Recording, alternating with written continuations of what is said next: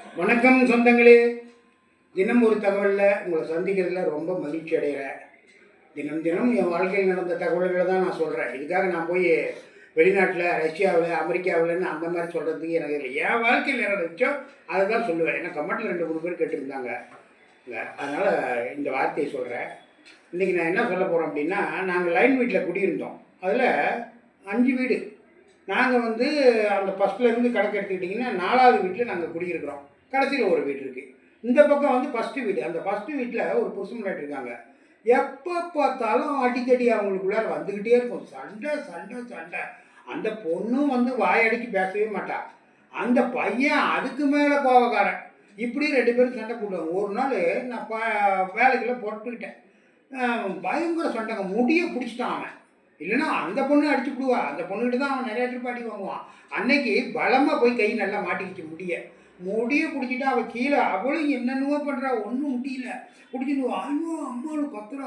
ஊரே எல்லாம் திரண்டு போச்சு. அந்த தெருவில் இருக்கிறவங்க, பக்கத்தில் இருக்கிறவங்க எல்லாம் வந்துட்டாங்க. யாரும் விளக்க முடியல. நான் சும்மா இருந்திருக்கலாம்ல. நல்ல திமிருதான்.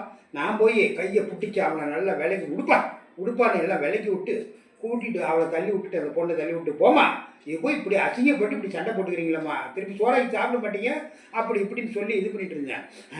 இருறா ஒன்றுட்டு அப்புறா இருக்கிறான்னு துணியெல்லாம் கலைஞ்சி போச்சு. எல்லாம் கரெக்ட் பண்ணிட்டு அந்த பக்கம் போய் இவ்வளோ பெரிய கல் எடுத்து அங்கேருந்து பேசிக்கிட்டே இருந்தாங்க 2 பேரும். ஏய் நான் அப்படி நீ இப்படி நீ அவன் டைலாக் வந்துக்கிட்டே இருக்குது. எல்லாம் கொஞ்சம் எல்லாருமே கொஞ்சம் கொஞ்சம் நவந்துட்டாங்க. நான் அப்படியே நின்று உடுப்பா நான் அவனை ஆசுவாசப்படுத்திக்கிட்டு இருந்தேன் பாருங்க. அங்கேருந்து ஒரு கல் எடுத்து அவனை அடித்தா பாருங்க. அந்த கல் கீழே செவுத்தில் பட்டு என் முழுங்கி அந்த முட்டியில் அடிச்சு பாருங்க. முட்டி அப்படியே வீங்கி வள்ளி அந்த இடத்துல நான் உட்காந்துக்கிட்டேன். ஐயோ அண்ணாலும் ஒடியாந்துருச்சு. பாவம் ஒடியாந்துருச்சு. அவனும் அந்த சண்டை அவனோட நின்று போச்சுங்க. அவனுக்கு என்னை அப்படியே இது பண்ணிட்டான். நடக்க முடியல. காலை உடம்புல கொஞ்ச நேரத்தில் கால் புசுன்னு இவ்வளோ பெருசு வீங்கி போச்சுங்க. அந்த முழியில் அடித்ததுனால காலு நல்லா மொத்தமாக வீங்கி போச்சு. ஒரு அடி எடுத்து என்னால் வைக்க முடியல. அப்புறம் பக்கத்தில் அவங்க அம்மா இருக்குது.